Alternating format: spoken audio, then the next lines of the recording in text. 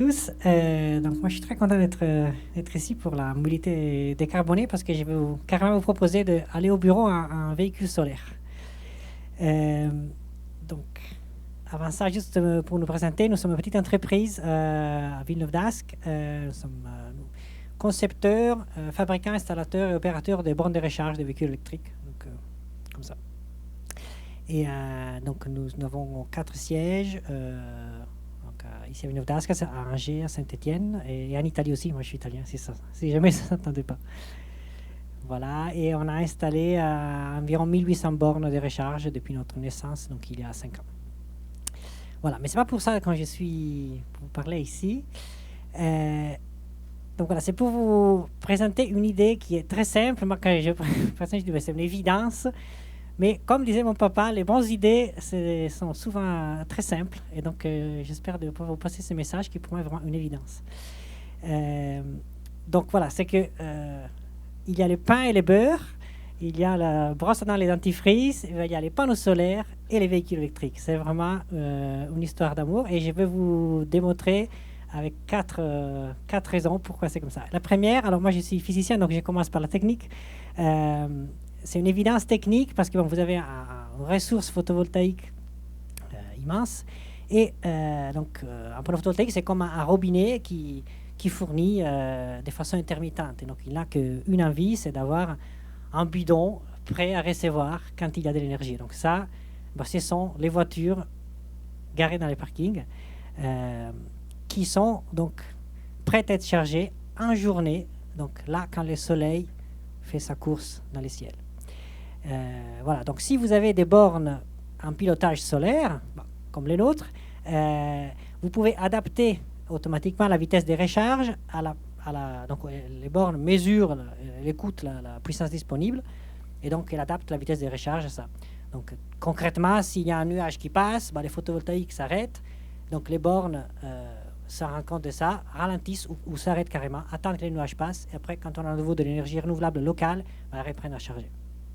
Ça, c'est la première bonne raison pourquoi c'est une belle histoire d'amour, panneaux photovoltaïques et véhicules électriques. Mais on ne s'arrête pas là. Donc, la prochaine, c'est, vous le savez tous, votre facture d'électricité a un petit changement dans les derniers mois, la dernière année.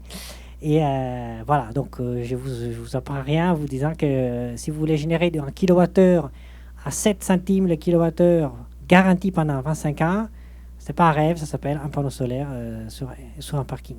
Donc après, on peut faire des simulations, des ROI, des lois, mais bon, en tout cas, c'est un très bon investissement.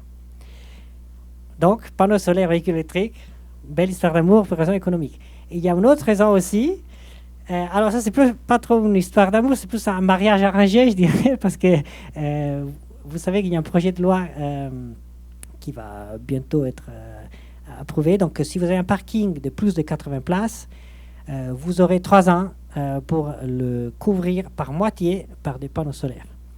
Donc voilà, si, disons, mariage arrangé entre panneaux photovoltaïques et véhicules électriques, mais c'est pas encore fini.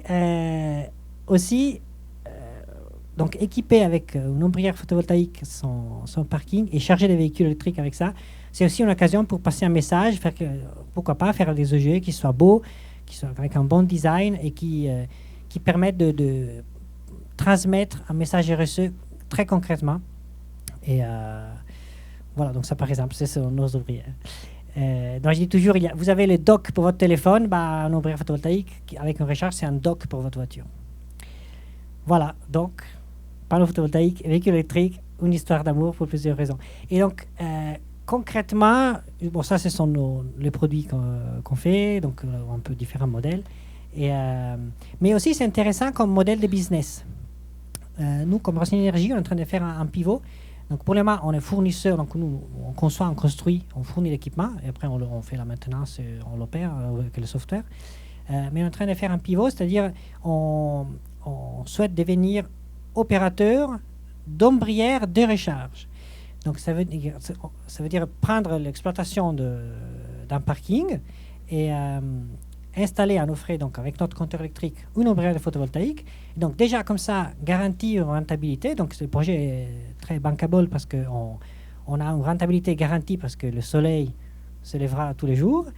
Et on ajoute petit à petit des bornes de recharge, donc c'est déjà prêt pour augmenter la rentabilité au fur et à mesure qu'il y arrivé des véhicules électriques. Donc nous, typiquement, on a des applications de recharge. Vous pouvez recharger, je ne sais pas, à un prix intéressant, à 30 centimes quand c'est de l'énergie photovoltaïque. Mais si les vendredis soirs, vous êtes pressé, vous voulez faire le plein et il pleut, bah, vous faites un switch, vous passez à recharge rapide à 80 centimes ou c'est pas le prix qu'on choisira.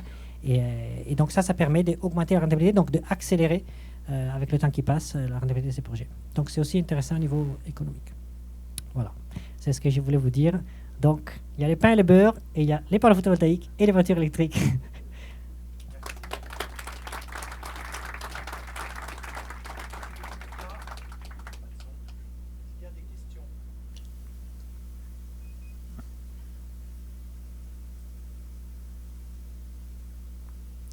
Oui, on a une question devant, première rangée.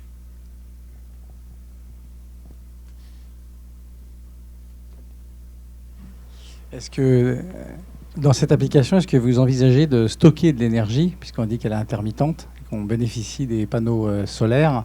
Comment vous voyez le stockage d'énergie sur ces sites? Alors, moi, je trouve qu'économiquement, ça ne tient pas. En fait, le stockage d'énergie, c'est la voiture. Une Renault Zoé, une batterie immense, elle peut alimenter une maison pendant une semaine. Et donc, c'est vraiment...